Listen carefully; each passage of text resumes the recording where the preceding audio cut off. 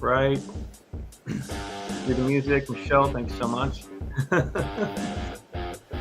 Well, good morning, good afternoon, good evening, wherever you're calling in from. Welcome back to This Week in Drones. Coming to you live every Thursday, 1 p.m. Eastern. I've got my motley crew, my what are we called? That works. Yeah, you know, my the drone squad, partners in crime, the drone squad representing today. And what's fun about the topic today? It's gonna be a little bit different. We float in our focus between drones for good and drones being used for nefarious purposes. How do we deal with drones? What do we do? And in this episode, we're going to be teeing up for ISC West, which is next week. It's the International Security Conference in Vegas, the biggest one I know of. Huge expo. The hall's filled, overflowing with milk and honey, and tables from camera vendors, radar vendors, access control vendors, switches, and all that you would need to install a full security system at your facility. And so we're going to be there. I'll have a booth with Echodyne, and going to meet a lot of really good friends who are going to be calling into the show today, because I want to stir up a little conversation, a little bit of buzz for next week when a lot of us will see each other in person there. So I'll let you guys do introductions as well. Michelle, Brandon, Matt, and just like you may or may not all be going to ISC West next week, but just maybe a quick intro and just what your role is, kind of what your hat you typically wear regarding drones. And then I'm going to start pulling in some of our friends from the industry as kind of callers to talk, to answer a few questions. But I guess Michelle, then Brandon, then Matt, if you guys want to go around the horn. Sure. So welcome, everybody. Thanks for coming back. My name is Michelle Duquette. I'm the CEO and founder of 3 Mad Air, which is a consulting firm. And as an aviation generalist, my focus is largely on integration and working through the seams. So where we find challenges, where things are difficult or we just can't make it work, that's where I dig in and I'll help you find a way to make it work. Hey everybody, Brandon Youngblood, co-founder and CEO of Drone Security Services. So my company, we kind of focus on strategy and policy for counter UAS security. One of the big things, perimeter security, is kind of a thing of the past, at least from the air these days. And the price point to entry for drones is very, very low. So that creates a new and emerging threat, which requires new and emerging thinking to handle that threat. And that's why we exist.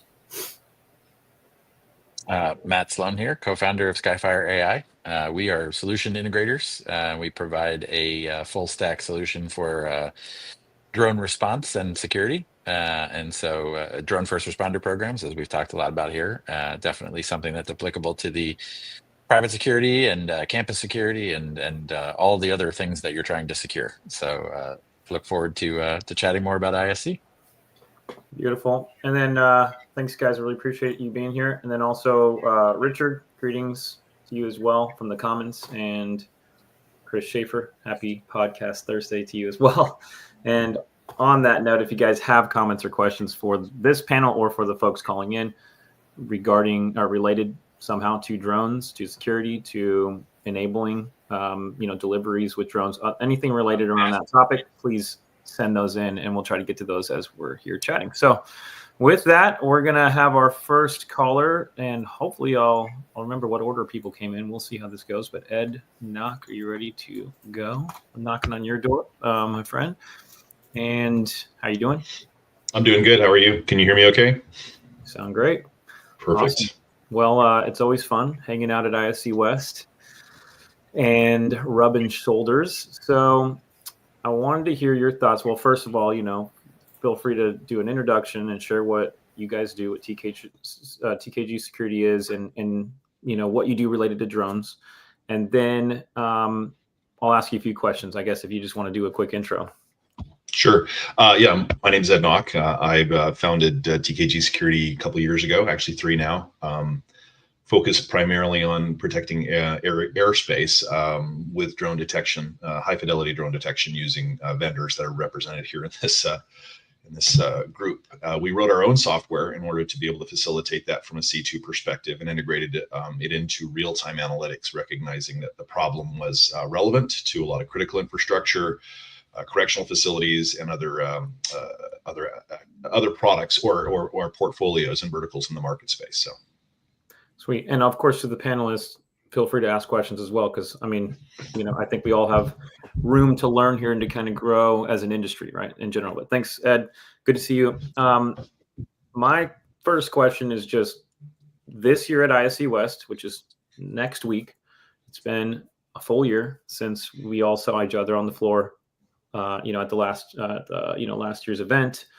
And I think year over year, there's a different focus there, and especially from end users, what they care about, their highest priorities in security. Drones, as I think a lot of us have seen the trend, have become an increasing priority. At least people are more aware that drones can be a threat to their data center, to their electric utility, to their port, whatever it may be. But I'm curious from your perspective, what trends have you seen? Have you seen any movement from last year to this year from on kind of the sentiment of, our drones are priority that we should address in physical security?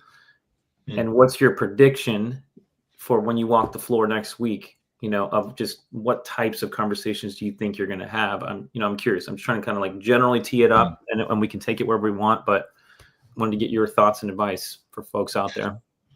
Sure. So last year, there was a substantial amount of talk about RFDF, remote frequency directional finding, RF, radio frequency directional finding, and that really took precedence in the market space where everyone was looking at finding a drone, identifying it by its operator and where the drone was at from a passive perspective.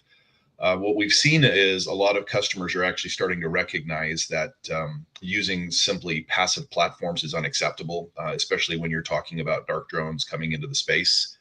And dark drones are very relevant. I mean, when you can buy a $300, $400 drone on Amazon and weaponize that, that's the biggest issue.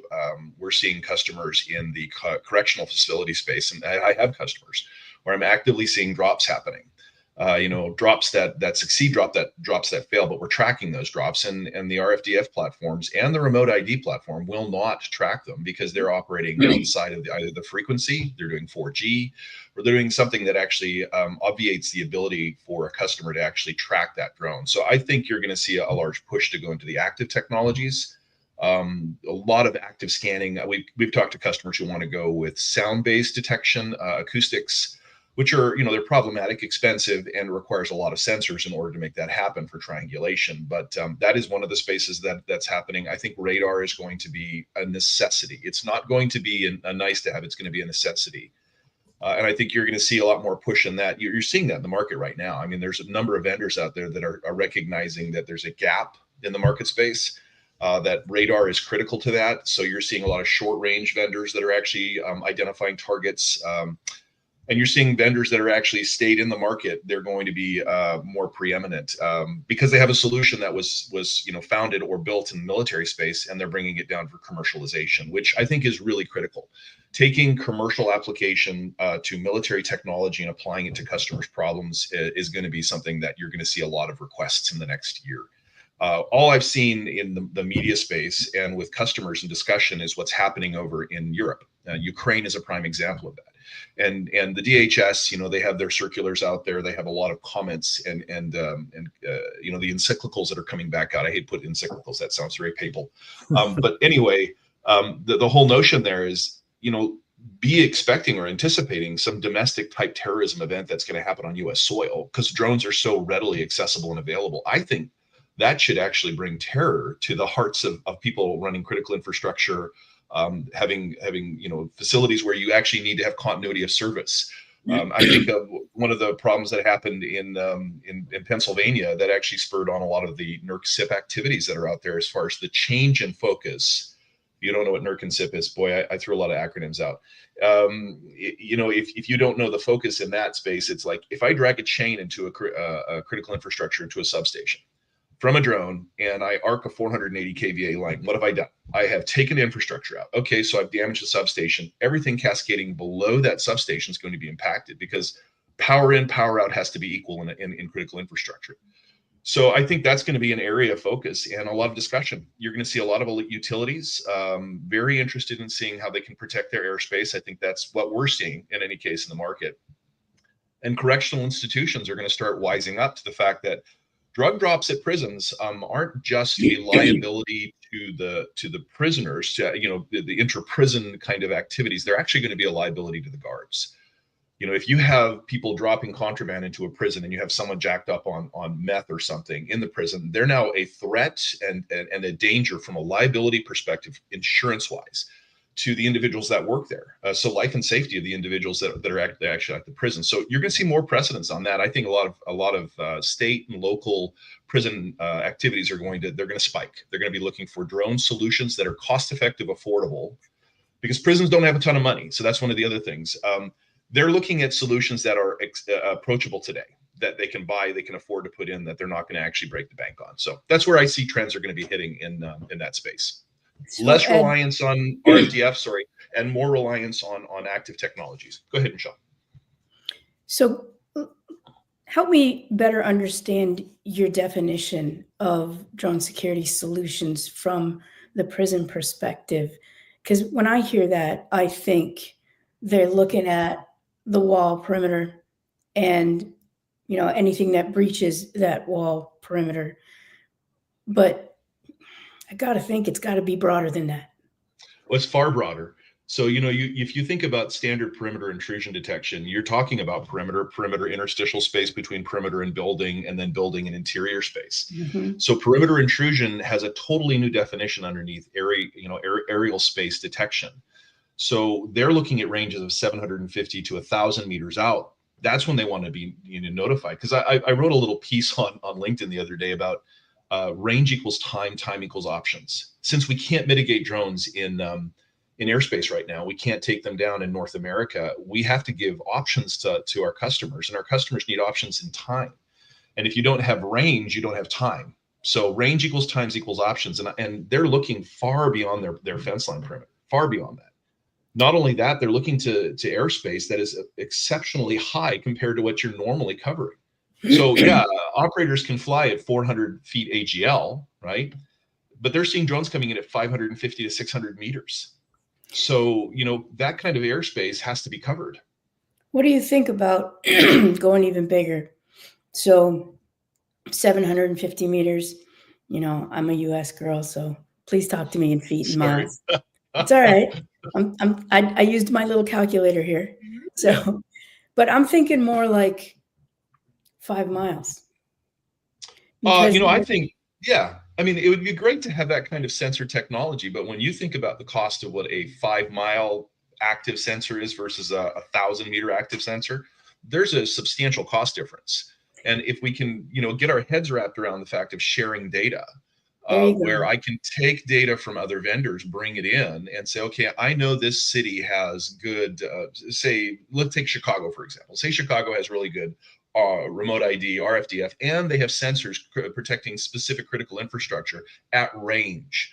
And if I can subscribe to that data, get it early, then bring it into my site for active sensor management around my property, that actually helps me. It doesn't, layering of data is critical, and actually getting layers of data as they approach. So, drone as a first responder, advanced air mobility, all those concepts, data sharing is critical as part of that. And I think we do a horrible job in the United States of sharing data amongst institutional organizations outside of government and inside. We don't do a good job on that. And I think that's something that is going to happen. Actually, Brandon, I didn't even pay you for that, but that was perfect. Yeah, I want to bring Brandon into the conversation. If you could, speak into something Ed mentioned is like, the information heads up as drones are approaching a property. But I think of like the military bases and their issue with, typically only looking above their own property line, but then needing or wanting, some heads up from maybe other sources or I don't know exactly where that conversation's going, where the policy's going, what they're allowed to do, but isn't that kind of like a discussion of like, can they get a heads up from maybe a commercial entity or another, or the state police or somebody else, if a drone is directly on its way to, a particular Air Force base or something to that effect? And yeah, I mean, well, one, they can detect anywhere they want. It's not limited to the boundaries of their base. It's, mitigation a little bit different, but that's a lot of for jurisdictional issues. But I mean, yeah, I think there's some business models out there that use data as a service, and so what they're trying to do is establish or push out their detection technologies, whether it be remote ID or whatever, and upload all that to a cloud and then provide that as a service. So I actually just had this conversation with Harris County down in Texas and said, that the police department doesn't have to bear the brunt of the cost to implement all of these detection technologies. And so some of the newer models is, hey, work as a county, because everyone is concerned about this. You have a lot of critical infrastructure, ports, a lot of folks that are vulnerable to these things. So if you spread out the cost of some of these detection technologies, so long as it's all being uploaded to a standard data set or standard source, then you can pay as a subscription to that data feed, and you can start building a common operating picture so long as that is, a pull down of source. The only other stipulation to that is you need some kind of common operating user interface design to be able to make sense of that, because now you're going to have the opposite problem where you have too much data. So how do you filter that down to what exactly you need, and so on? And so this is definitely in the realm of, I mean, that this is nothing new. And that's the thing that's really frustrating about a lot of this UAS stuff is we're not doing anything new. it's right. Just, I think a lot of folks have forgotten, like, hey, this is normal. I mean, Northcom's been operating a common operating picture for North America for what, 30, 40 years, 50 years plus. So all you got to do is figure out what the technology is that's needed, get that down to the ground, create the standards. The problem is you got proprietary data in stovepipes, and only one piece of data can talk to another. That's got to stop. And so, to me, the best way to do that is have a standard output, and it doesn't need to be much. Lat longs, heading, altitude, direction, all that stuff. You output that, output it up to a cloud. There's many ways to do that now, 5G, LTE, whatever. And then now all that data, once all that data is there, you can do a lot of really cool stuff with that data and do a lot of back end information. And, now with AI and a lot of these high speed calculations and stuff. So, I mean, it's all there. It's just a matter of piecing it together and getting, I think, a consortium of organizations together saying, hey, you don't have to do this alone, Go ahead, Matt. Yeah. I know you're No, I let me just add to that too, that, I mean, look, I think the part of the problem, I mean, it's also the beauty of it is that, we really are on the bleeding edge of implementing drones and counter drones and all this stuff into, at least the domestic airspace. Obviously the DoD has been doing this for a long time, but, you've got essentially 4 or 5 different industries all trying to do some version or some piece of this. And then you've got a couple of, you've got a scandal on each one of them, right? So like, we're all having this discussion about, like, should we be using stuff from China or shouldn't we be using stuff from China? And then there's a debate about, should we be able to delegate counter UAS authority? And then there's another debate about, what's the right way to implement drones? And so there's so much noise. And I think that's part of the purpose of this podcast, is to try and distill some of that noise down into an actionable way forward to say, like, okay, look, there's never going to be one company that emerges as the winner take all here, but like, we can say this is the type of approach that you're trying to take to something like this, and this is what we all agree on is the right way to do this, right? This is the type of decision we need to make as an industry, really, or as multiple industries, and I think that's what's kind of lacking. And you can do that by setting standards, and a standards organization, can say this is how we're going to approach this problem. But every standards organization has tried it. ISDM's tried it, and NFPA's done it, and IACP's trying it, and we're so it's like at some point we have to have some consensus. But I think it's important to remember that this is like the PC revolution in the early 90s and whatever. Everybody's we're just still like scratching the surface of this stuff. So I don't know if that's helpful. Or just I wanted to bring in Chris real quick and kind of segue, but Ed, I'll leave you on for a little bit longer and we can banter a little bit. And Chris, your camera's quite blurry, but if that's what you got, it's cool. But if there's any adjustment there, Chris with Genetec, I mean, they definitely offer some of that citywide intelligence in their platform, and I think everyone does it a little differently. And we're all speaking different elements, but I figured since Chris is hanging with us and he's got some expertise and will be at ISC West next week as well. Chris, I don't know if you wanted to sort of pipe into the conversation, and at some point do an introduction, but what are your thoughts on this? Yeah, absolutely. And I don't know why the camera stopped doing this. Maybe, my face is supposed to be masked by my organization. This is cyber hygiene right there. It's that's Genetec. So real quick, Chris Contreras, I'm the RSM for Genetec out in the Pacific Northwest. So obviously work with a lot of folks in the drone detection space. So quick overview, right? Most people know us from access control and CCTV, but kind of where we come into play here now is Genetec single unified pane of glass, right, if you will, and ingesting all these different technologies like drone detection and radars.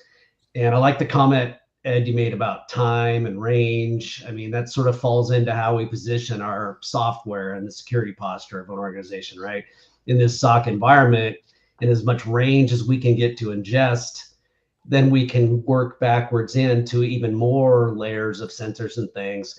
But the whole thing is, right, it's about time, classification, having good intelligence, and then being able to automate some of that, change states of an organization, right? Based on that early threat, right? That reaction time, and then go into your SOPs and things. So that's kind of my thing in a nutshell there. But I think you bring up some good points about where drone detection is. Some of the things that I hear, I work with a lot of utility customers, especially out west.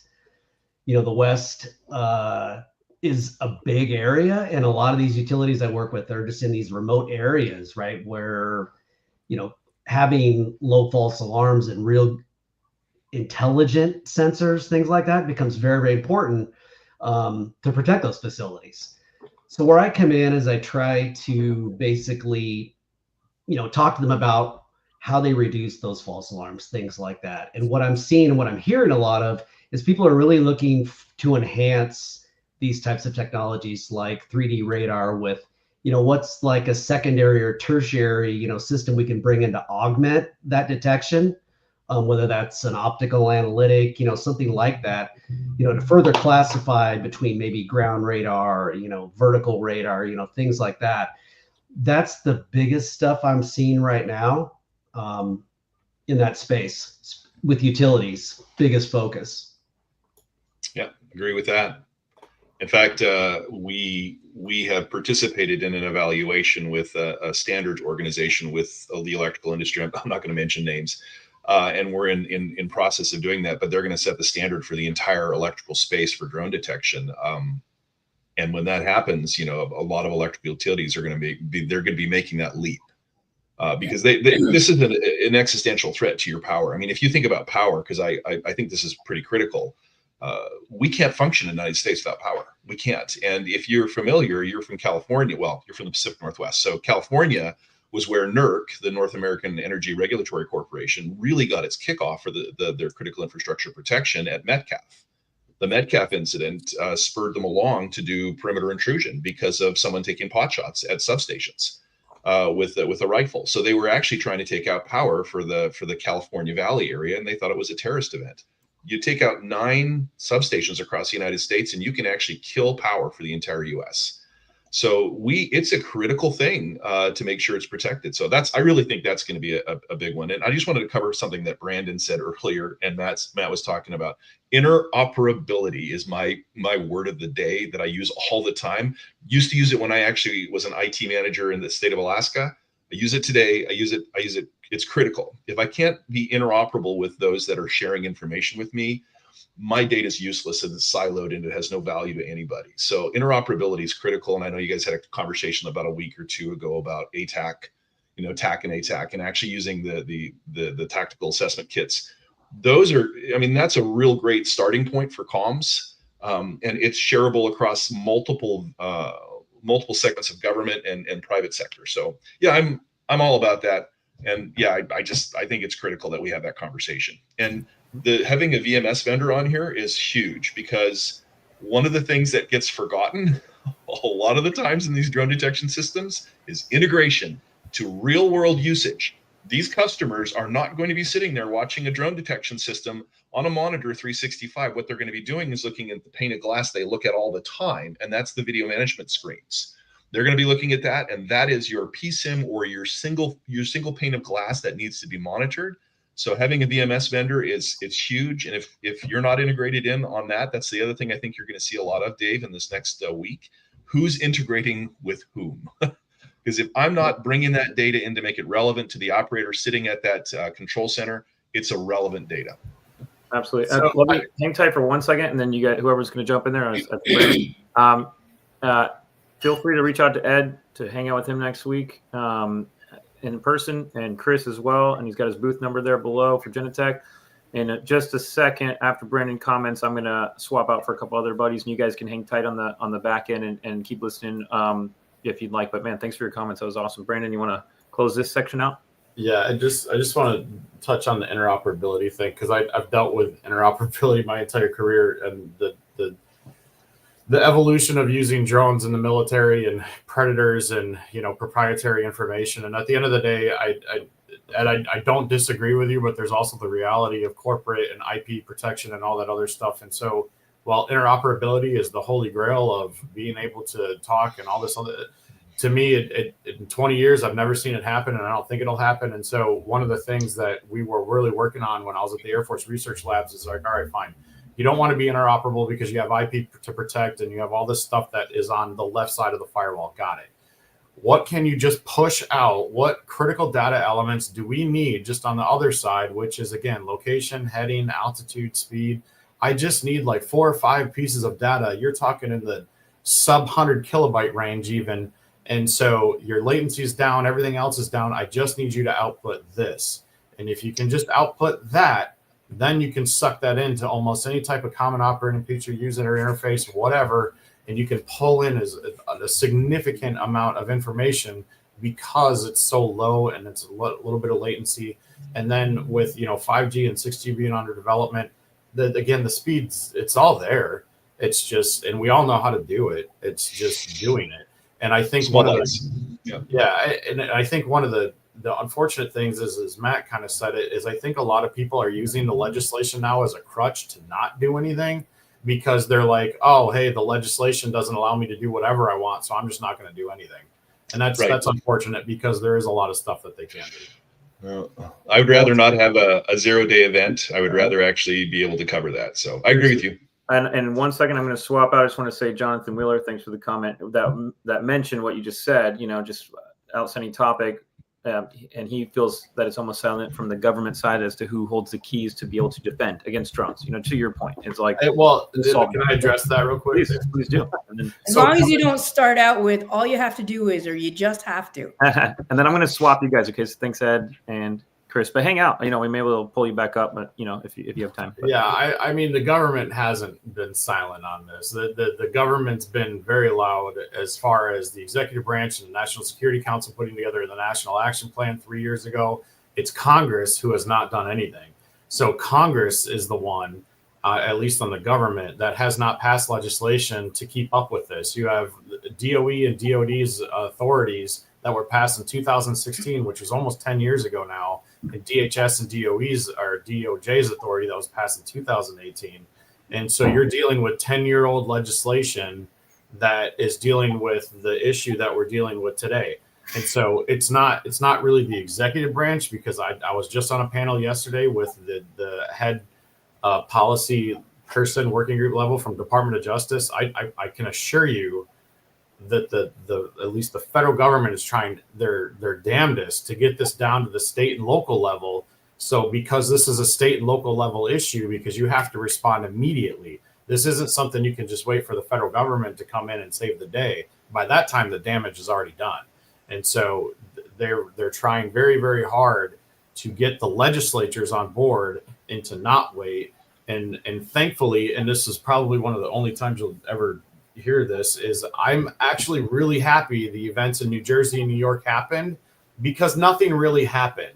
There was a rash of sightings. There was a lot of hysteria. There was a lot of fear, but that at least got Congress moving a little bit more, because their constituents were upset.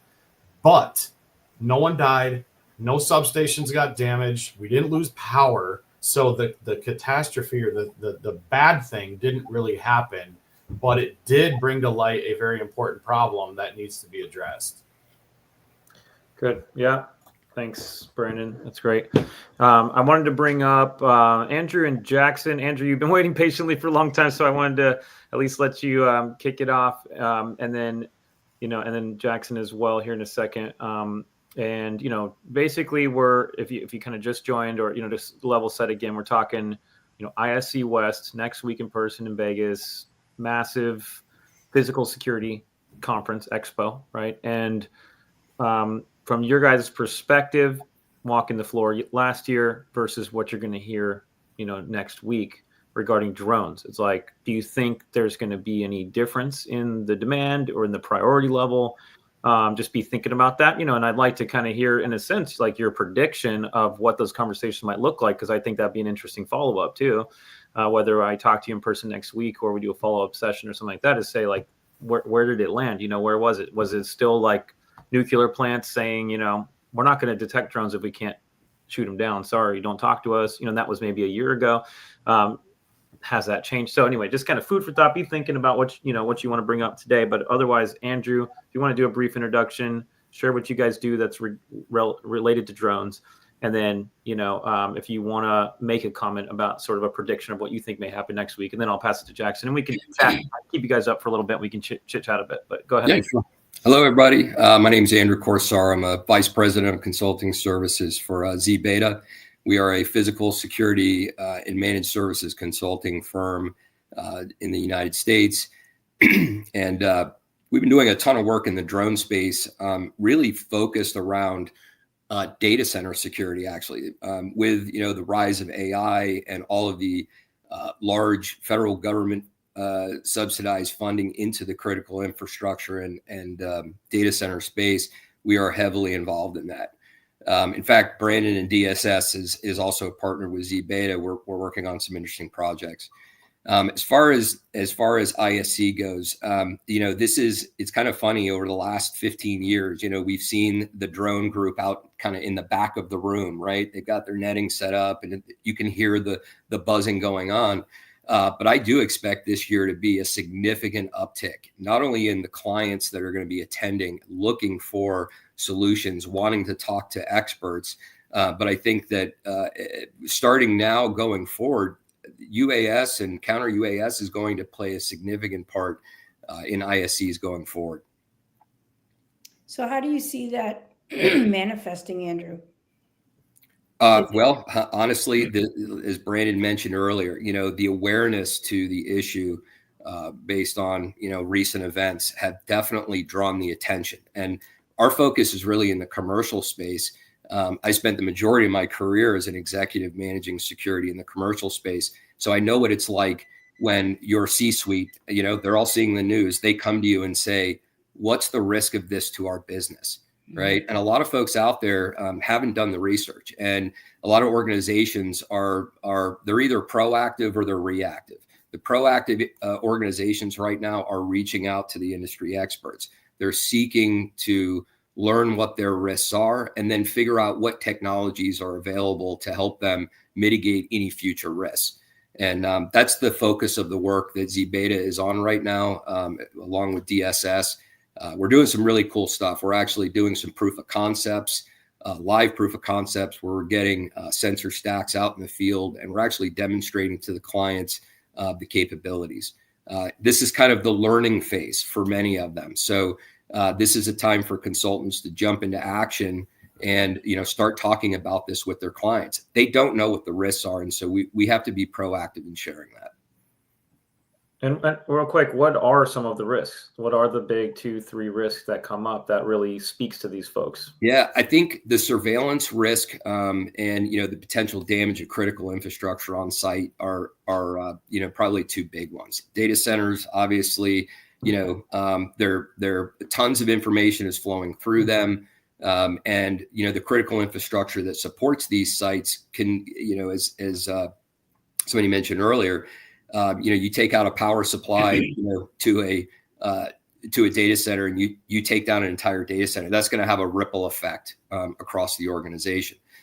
So figuring out what those critical assets are and determining what their risks are, determining how you can protect them. And it could be something physical in nature versus technology, but they need to know when the risks are coming. And I don't know who mentioned it before, but the standoff distance and creating awareness out several, I don't want to say miles, kilometers, but that's absolutely critical in the response.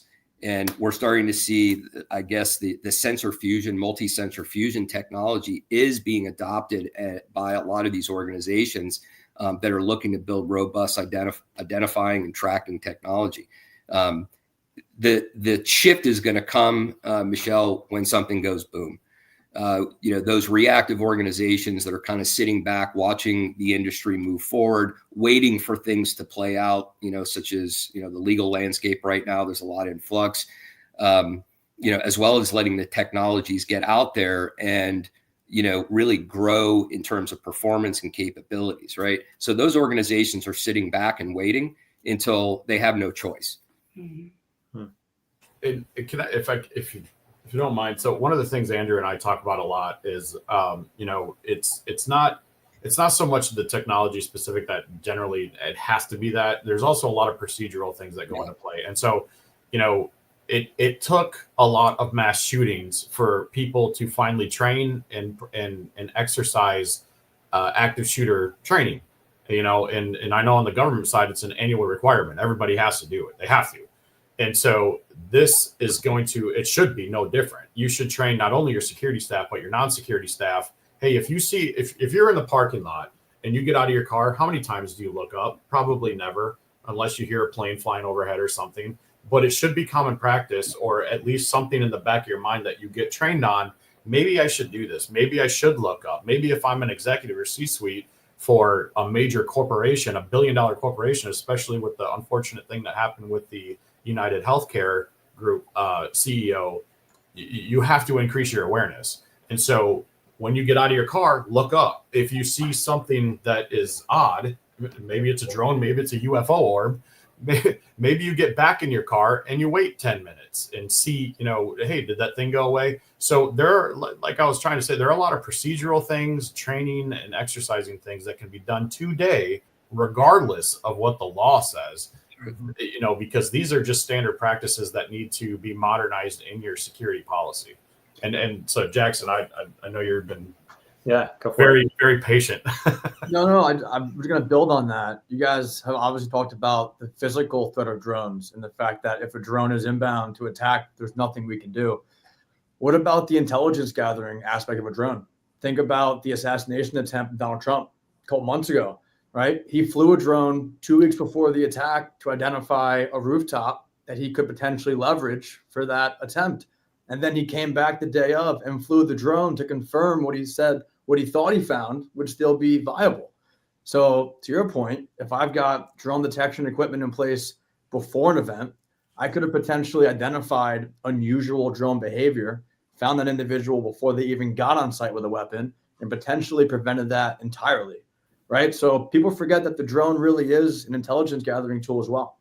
And Jackson, let me build off of that too, because one of the things we've been talking about is when do you actually put the technology in place to understand, what your pattern of life is in your area? And, Brandon and I, strongly feel that in many cases, new construction, put this stuff up during the construction phase, because there's a lot of opportunities to gain intelligence on how the building is laid out, where all the rooms are located, what the materials are that are being used. So we're kind of pushing this all the way up to like when they break ground, we want to be there monitoring. Nice. And Jackson, before we go too far, do you want to do a quick introduction, share what you guys do related to drones, and shout out about your booth there at ISC West? Absolutely. Thanks for having me, David. My name's Jackson. I've been with Dedrone for about 8 years. It's been a really cool journey. My first ISC West was 8 years ago with Dedrone, and people didn't really understand drone detection. They kind of laughed at us. I've got a shotgun. I got a 9-iron. What's a drone? Who really cares? And I think 2024, 2025, even dating back to Ukraine war, we've seen a real shift in environments on the drone detection piece. People are actually taking this threat seriously. And so to Andrew's point, I'm really excited about ISC West this year. Between the assassination attempt, obviously was not ideal, but the New Jersey thing, what a great example, right? I forgot who said it, but it was the best situation for a bad situation. Nothing serious happened. Nobody was injured. Nothing was damaged. And it created this incredible awareness of what a serious issue these drones can be. So from a Dedrone perspective, obviously we focus on drone detection, trying to protect people from malicious drones as they travel through critical infrastructure. We've definitely seen a pivot from private entities really owning the drone detection piece because they have the budget. David and I partner with someone called Con Ed in New York City, one of the largest energy providers in New York City. And they really were the first agency to have funding to support a multi-layered drone detection system with RF cameras and radar. In the last couple of months, because of things like New Jersey, we're really starting to see the public sector hand this off to the private sector hand this off to the public sector. And we're starting to see law enforcement agencies like NYPD really start to invest and take these projects more seriously. So that's the drone detection piece. And then Dedrone also partners with Echodyne on the DFR perspective. So we're really looking to enable drones as first responders, which is a really cool movement in a law enforcement agency, public safety, where rather than sending an officer or a firefighter, we're actually getting drones on scene within 60 seconds to start understanding what's going on scene and providing situational awareness so that when officers are on scene, they have additional information to be safer.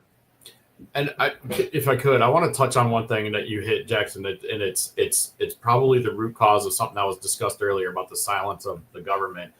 They're not getting the money to invest in the stuff that they need to invest in.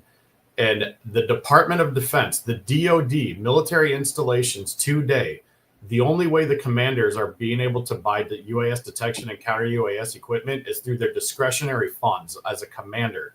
So every base commander has a set pool of money that says, here's your discretionary funds. You can spend this, within the boundaries of the law on whatever you want to improve your base, whether that's living, family stuff or whatever. They're taking that money that's discretionary and spending it on UAS and detection and mitigation technology because they're not getting money from Congress through appropriations that's earmarked for that type of defense at their own bases. So again, it's not the whole government per se. It's that there's this really loud voice, but there's no action behind the voice. And so that's one of the very unfortunate things is the money. And that's how you know when something's really serious, the money comes. The money has not come. And so it's tough. And especially I feel for companies like Dedrone and some of these others, because they're trying to operate a company in a very, appropriations tight environment where this is not being a priority, even though it says it's being a priority. So one of the things I always say, reach out to your congressman. I just did mine yesterday. I emailed his staff this morning again, and reach out to your senators and say, hey, this is important. What's going on? Yeah, no, it's a great point. I will say we have been seeing a lot of success over the last few years with the Port Security Grant Fund, the UASI funds. I think a top 3 initiative, maybe the number 1 initiative back in 2023 was actually UAS detection for Port Security Grant and then UASI as well. So there's definitely some funding out there from these state local agencies. I think this year we're going to see an influx of that funding, specifically in places like New York, New Jersey, Pennsylvania, Connecticut, where we did have that New Jersey incident. But you're right? We are bound by what the grant program money is available to us. But there is some funding out there. And so I would encourage organizations to really get out there and see what's there, because they are funding these projects. So what do you guys predict when you walk the floor next week, or if you could walk the floor, if either or both of you? I'm sure, Andrew, you said you're not able to make it now, but you were going to, you normally do. So, either way, what Jackson and Andrew, what do you predict would be, if I were to ask you after next week, did you hear that, sentiment from end users? What do you think that will sound like generally when people walk up to your booth? And, how much demand will there be? How much funding will there be? Will they bring up mitigation as the hard stopping point? The fact that they can't, quote unquote, can't mitigate, can't do anything about a drone. What do you think the top 2 or 3 kind of statements or sentiments will be in your prediction? For me, I'm expecting 2 things. Number one, I have a feeling there might be some interesting announcements next week while we are at ISC West around mitigation. And so I think once that is announced, or when rumors start to get around, I think a lot of people are going to have a lot of conversations around how do we mitigate, how do we get our hands on this technology, and how quickly can we get it. So I think that's going to be an interesting shift if everything kind of aligns and certain announcements are made. Say you're number 2, but you should clarify number 1, because some of these guys on the panel may be able to actually speak into that. But do you want to say your number 2 first? Yeah, number 2 is DFR. I think the future for drones and law enforcement, and again, a huge shift that I've seen is drones being a really commercial private entity focus to law enforcement.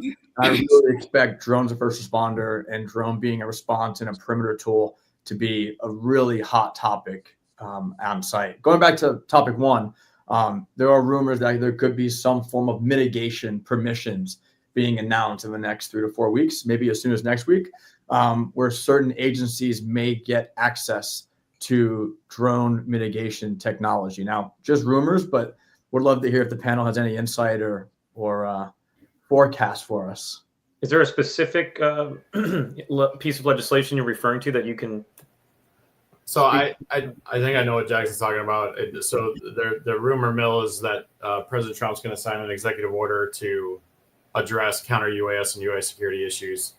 Obviously, this administration is very unique among most administrations, but that doesn't circumvent federal law. And so just because there's an executive order out there does not necessarily mean that shooting down a drone is not in violation of Title 18 criminal code. So legislation would have to follow it. The one of the things that at the Homeland Security Conference yesterday that I was at is the previous administration was trying to do the same thing through the National Security Council with a national action plan 4 years ago, 3 years ago, 4 years ago, whatever. And Senator Peters' bill 1631 was actually designed off of that, CUAS push to try and expand 124N counter UAS authorities to the SLTT level. So if they do sign an executive order, cool. That's great. But at the end of the day, Congress has to pass law that would not make it, what it is. The one thing I do want to say though is I was on a panel with DOJ in San Diego last month, and this is the first time I've ever heard DOJ say this in 6 years that I've been working with them, is you always have the inherent right to self-defense. So if you see a drone and that drone poses a threat to you, you can do things. I want to caveat that with you have to be very, very careful, because you have to prove that you were in imminent danger or you perceived imminent danger or threat. Just because you saw something doesn't mean you're in danger or threat. If someone's just walking by my house, doesn't mean they're going to try and break into it, so I'm not going to shoot them. But the second they come into my door forcefully, I can take action, right? Another caveat to that is if I miss and that bullet goes into the house next door, now I'm on manslaughter. So there's a lot of really trickiness to the self-defense argument that you can make, but it is there. And so if the drone does drop a bomb on you, do what you need to do, I guess. But just be careful. So Yeah, I just want to throw that out there because I heard the saying yesterday. Again, with an executive order, it doesn't circumvent Right. criminal code. So just be careful that you don't get the wrong impression that you're free from law now just because there's an executive order that exists. Okay, let me walk us back just a minute. So we are not advocating that you can do whatever you want. That's not what I'm saying. So let's be clear about that. The second thing is that my sources are shifting how they feel about the conversations that have been being had with the congressional staffers and the representatives themselves. The questions are now a bit more meaningful. They're a bit more on target.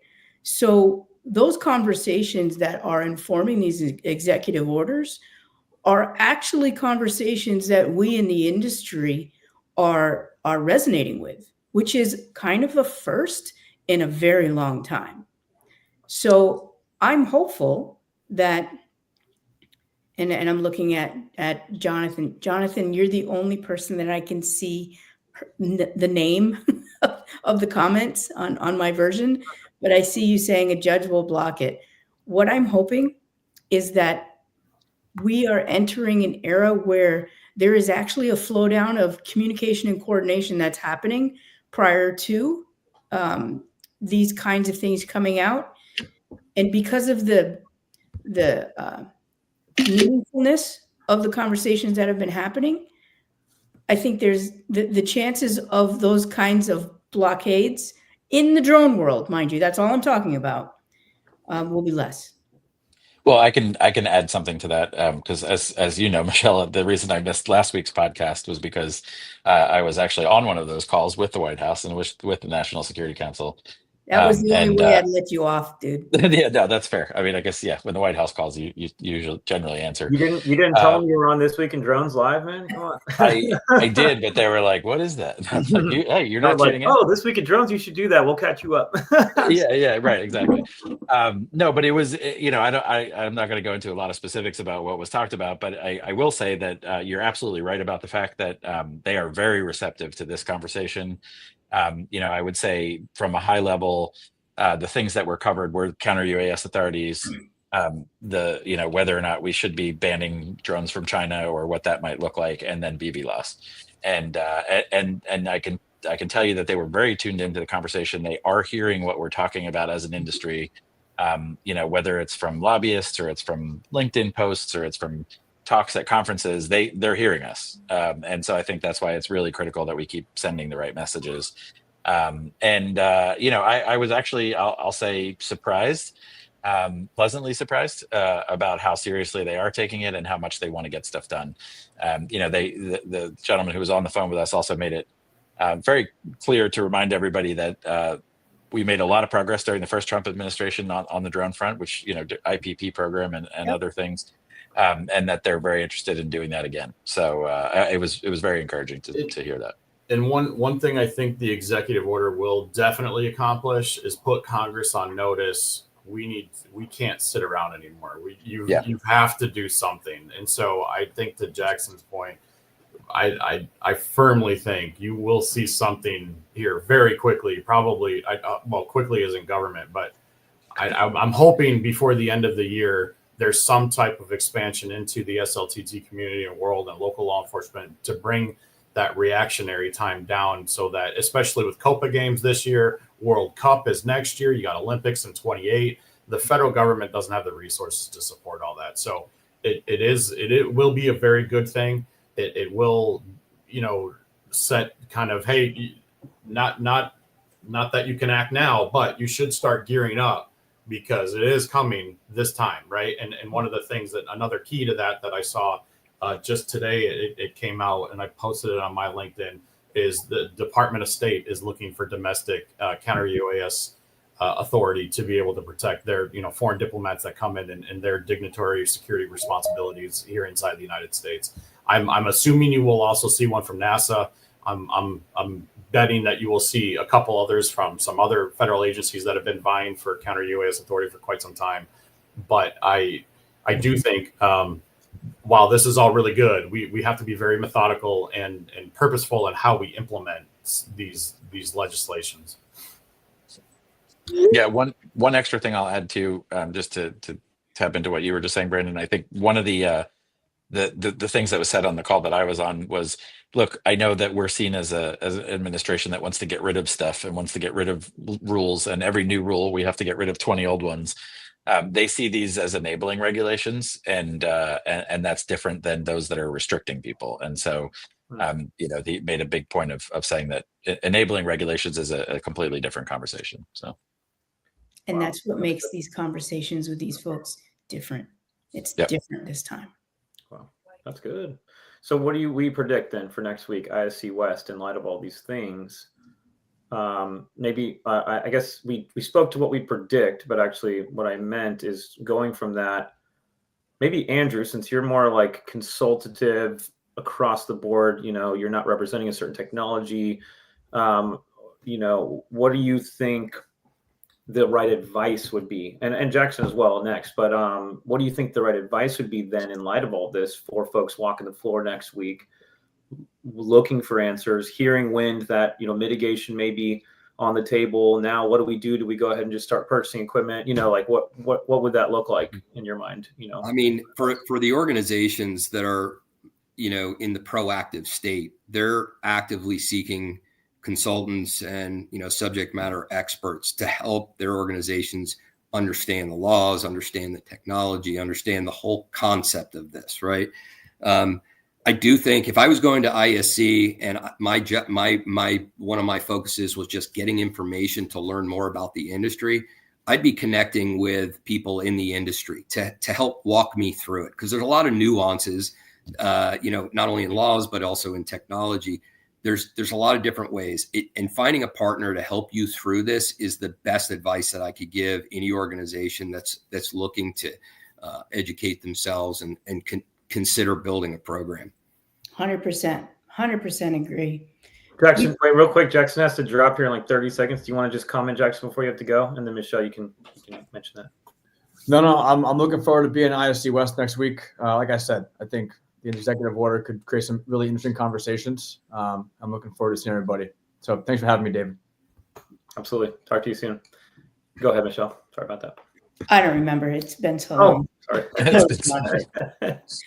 Well, I think that what we've done is perhaps we have given some folks some food for thought for next week. So as those who are attending are walking the floor or meeting new people, perhaps these are questions that they can ask. I haven't seen a lot of drone stuff on the agenda. David, is there much? I mean, I haven't either. And most of this is focused on the expo in my experience. You're huge. So booth, huge what I'm hoping is that folks who are walking the floor, you're meeting new people, start asking these questions so that we can bring this topic to the forefront as frequently as possible. That's the only way we're going to get traction. Michelle, there's a great education series at ISC as well, and I know that there are not only presentations but panel discussions and things of that nature that are going to be at the show next week, and just encourage everybody to go to those, take advantage of them. Those are the best places to really reach those subject matter experts. And are they drone specific, Andrew? Yeah. Yeah, and actually there are a couple like small group kind of panel private meetups like that, that Andrew's referring to as well, that are, industry associations and folks that have subcommittees that are focused on drones and the threat of drones that are meeting in person next week. So I'll have to bring back some, comments and stuff from that. So anyway, guys, well, thank you so much for your time and everybody for being here. It looks like Chris is still with us in the background and your camera's a little sharper. Good job on that, Chris. I thought I'd give everybody one last chance to see your pretty face and your booth number. But yes, Michelle, go for it. David, share with everybody what your intent is for next week. Well, yeah, I have two options for next week in terms of the live podcast, because I will be there in person at ISC West. I can set up at the Echodyne booth, which I'm very thankful that, they'll let me kind of set up a whole rig there. Maybe I'll bring a camera or two. or like a mic, one of these guys, and go for it, maybe two of them. Or, on the other hand, it's going to be slammed and a lot of people talking and a lot of background noise. I may be walking the floor with a mic, and maybe hitting some of your guys' booths, Chris and Jackson and Ed and, others, and just like having a good set of questions maybe after this conversation that I can kind of chart out to try to get consensus on, it could be random people walking by and I get their thoughts on drones. It could be, so I'm open to ideas, and go. That's what I wanted you to put out there. So those folks that are listening to us right now this week, before they head out next week, if they have something to add to this conversation, they should hit you up on LinkedIn and let you know they're going to be there, whatever their booth number is, or they can come find you. You can coordinate to hook up, because I think that there are voices out there that have things to say that we haven't heard yet. So this is going to be a great opportunity for you to collect some of those in person, and perhaps they can join us on the call next week. Yeah, absolutely. Yeah, and my plan is to call into the panel, as from the field to you guys. So we'll chat more. But thanks everyone for coming. We'll see you live next week on the floor at ISC West. All right. Bye-bye. Thanks, everyone.